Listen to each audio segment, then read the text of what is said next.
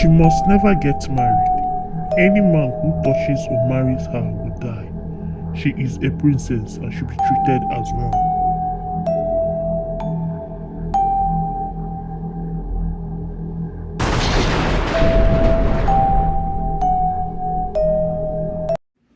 In the village of Umuaku, nestled within the lush hills of Igbo land, lived a man called Ibekwe. Ibekwe was a well-known farmer, hunter and wrestler. He's a very rich man. He has many lands in his village. Ibekwe is the only son and child of his late parents. His parents taught him to be hardworking and never settle for less. When his parents died, he was all alone. He only had his friends and kinsmen. Many years later, when Ibekwe grew older, his kinsmen advised him to marry so that he would have children that will carry on his legacy. Ibekwe went in search of a wife. He is a very built, handsome and hardworking man and also rich, so all the women in his village wanted him. He only wants to marry a woman who is hardworking and can give him children. He later got married to a woman called Egodi, which after many years gave him only one child, which is a girl. Ibekwe needed to produce more children that will also help him in his farming activities.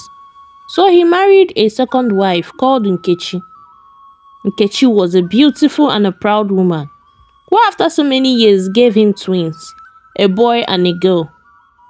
Ibekwe still wanted more children, especially boys, in his family. He made up his mind to marry the third wife, so he met another beautiful young and humble lady called Adamma. Few years later, Adamma couldn't give him a child. This got Ibekwe worried and even started thinking of marrying a fourth wife. Marrying many wives is not a problem for Ibekwe because he can take care of them.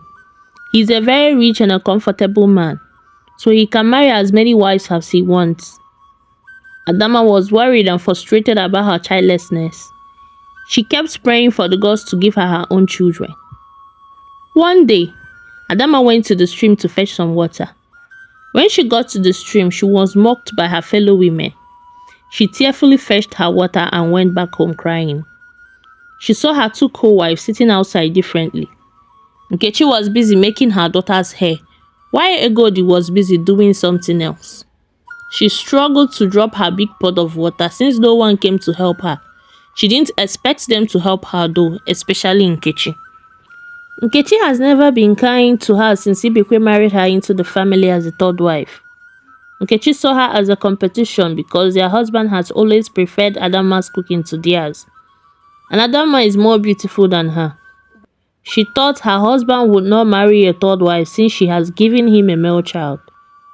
All these things made Nkechi hate and mock Adamma. Nkechi looked at Adamma and asked her to give her some water, that she wants to use it to wash her daughter's clothes. Adamma looked surprised and replied, "I'm sorry, but I have a lot of things I want to use the water for." Nkechi got angry and replied her back, "Things like what? It's not like you have a child you can share the water with. It's just you alone." Adamma went inside her hut and began to cry, asking the gods what she has done to deserve the punishment.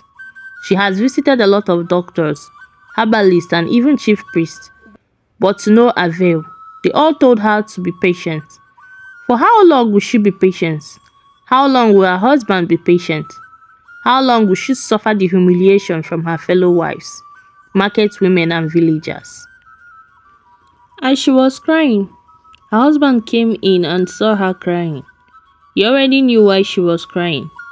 She sat down beside her and started consoling her, assuring her that one day she would be able to bear her own children.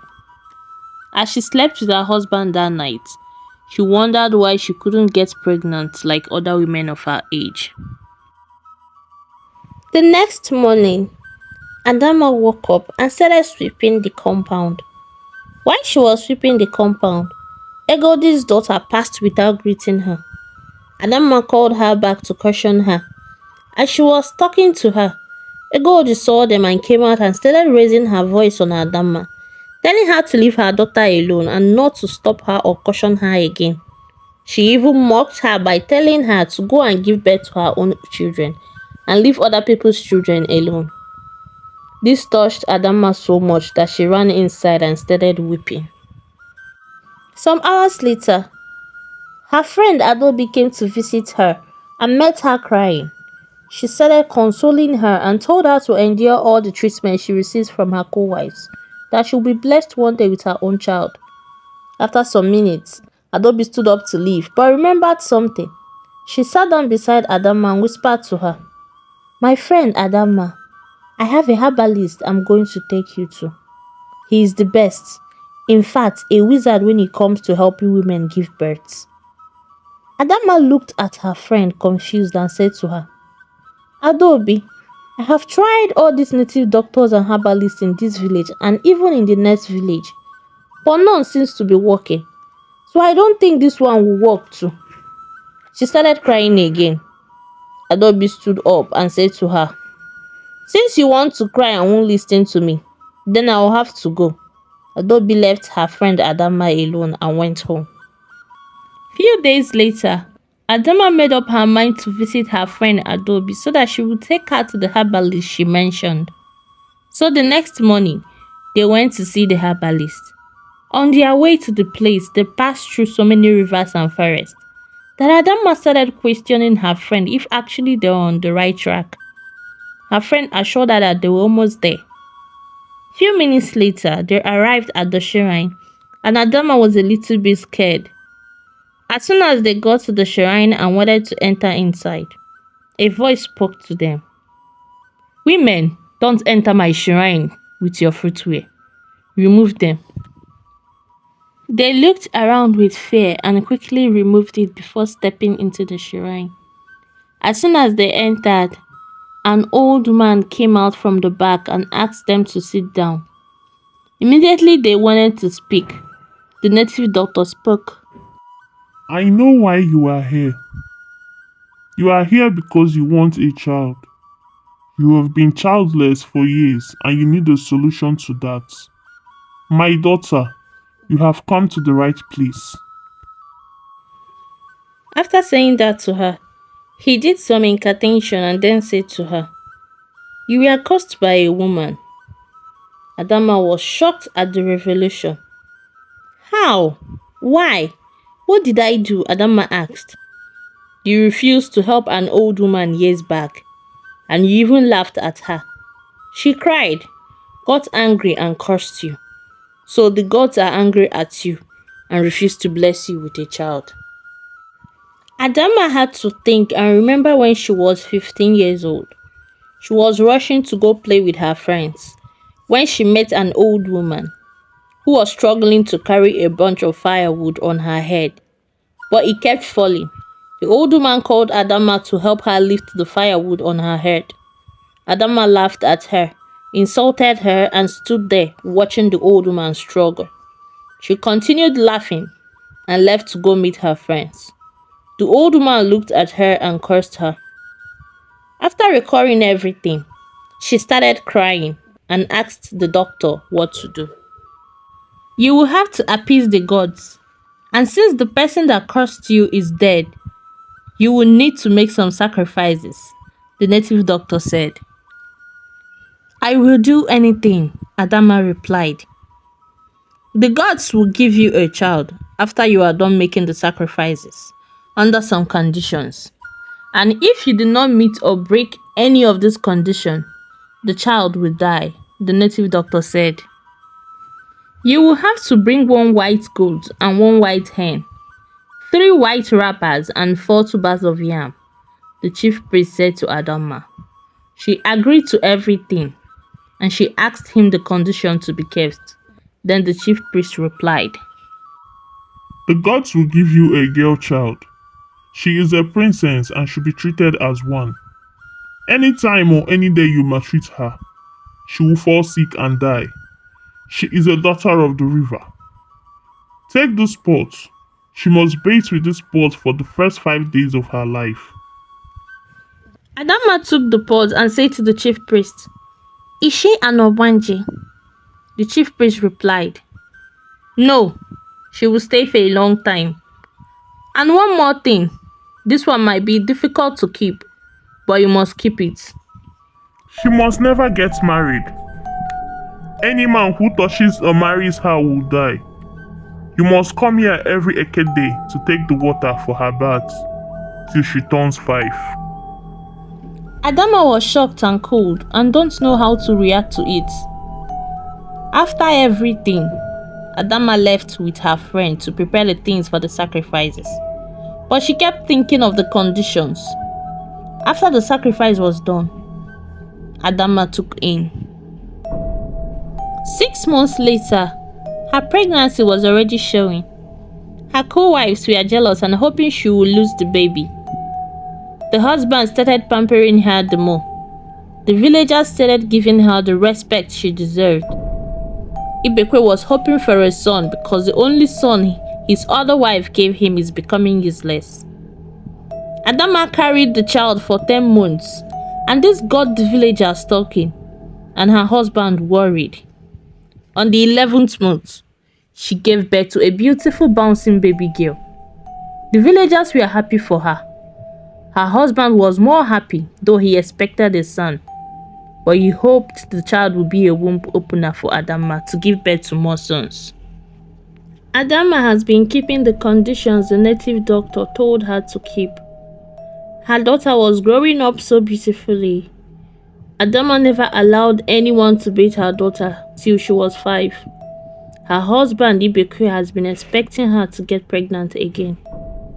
Adama named her daughter Mmirimma. 10 years later, Mmirimma grew into a beautiful, hardworking, caring and intelligent girl. She became the envy of every girl in the village. All the boys in the village were admiring her beauty. Anytime she goes to the stream, the girls there will always try to pick a fight with her, but she always wins. Her father loved her so much, more than his other children, because she always runs errands for him happily, without complaining. One day, Mmirimma came back from the stream and went to her mother's kitchen to drop her pot of water. She saw a big snake looking at her. She screamed loudly that her mother came in. She pointed at the snake, but her mother didn't see any snake and took her out of the kitchen. This happened the next day, that her mother called her into the room to speak with her, because she already knew why she was seeing the snake all the time.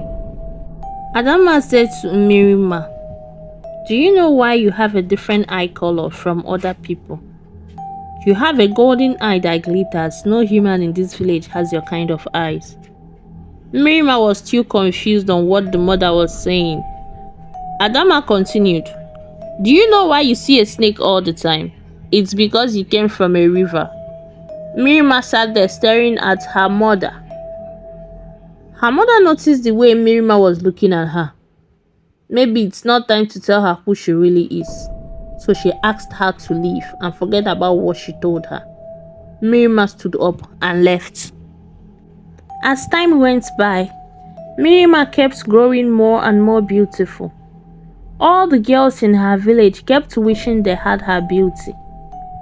One day, Mmirimma went to her mother's farm to harvest some crops. One of those men chasing Mmirimma around saw her at the farm and went to her and started asking her out. But Mmirimma refused and walked away from him. But the man kept following her. She warned him to leave her alone, but he did not listen. He carried Mmirimma on his shoulder forcefully and took her to a hidden place where no one would see and dropped her on the ground. He started removing his clothes to rape Mmirimma. She started screaming for help, but no one was around to help her. Immediately, a snake came from nowhere and bit him. The man screamed and fell on the floor. Mmirimma stood up and ran home, crying.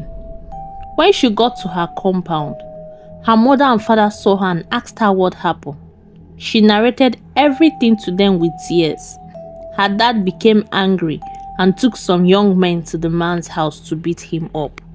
When they got there, they saw that the man was unconscious and can't speak. They left. Few days later, they heard he died from a mysterious illness. The news about his death and how he tried to rape Mmirimma spread like wildfire in the village. A lot of mysterious and strange circumstances kept on happening around whoever that tried to hurt or harm Mmirimma. The villagers started gossiping about it. Some were calling her Obanje, winch, evil spirit, and so on. All this name didn't even bother Mmirimma or her mother. Her father was a little worried, but decided not to bother her wife, Adama, with questions. Suitors and men from different villages were coming to ask for Mmirimma's hand in marriage, but her mother kept rejecting them with silly excuses. This kept happening for a long time. Adama's co-wife's daughters has already gotten married and gone to their husband's house. Mmirimma is the only one left in her father's compound. This got the father worried that he had to ask his wife some questions. Why she keep rejecting suitors for their daughter? One morning, he called the wife out. He proceeded in asking the wife questions, but Adama kept on pushing the questions away and giving him meaningless excuses. This got to a point that Ibekwe had to threaten to chase her out of his house if she don't start talking and tell him the truth. His wife started crying and asking for his forgiveness. Ibekwe was shocked at what the wife was displaying. She went ahead to tell him everything, how she visited a native doctor that helped her, and how she was cursed, and also the conditions the native doctor gave her to keep her daughter alive. Ibekwe was more shocked and didn't even utter a word to his wife. He just stood up and left her crying there. I hope you guys enjoyed the story. Subscribe and follow us for part 2. Thank you for watching.